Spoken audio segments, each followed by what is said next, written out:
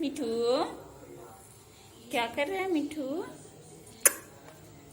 वाह वाह, ऐनक के पास में लग रहा होगा कि दम दो मिठू है।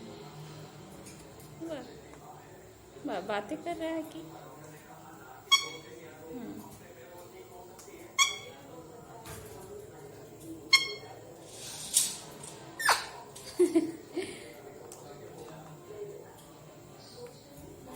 कौन है मिठू?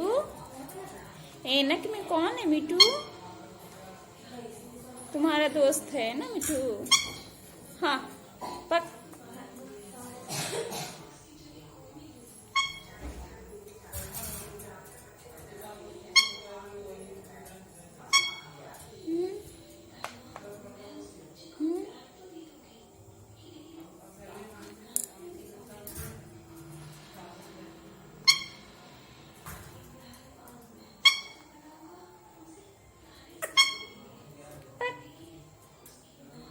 मिठू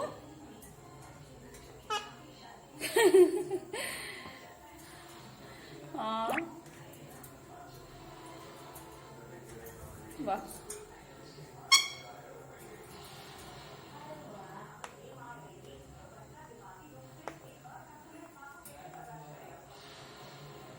एक और मिठू है ना मिठू?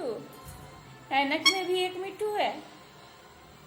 मिठू, हाँ हाँ हाँ,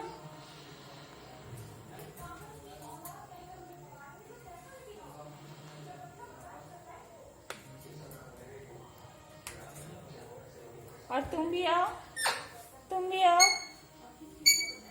क्या कर रहे हो मिठू? तुम इधर क्या कर रहे हो?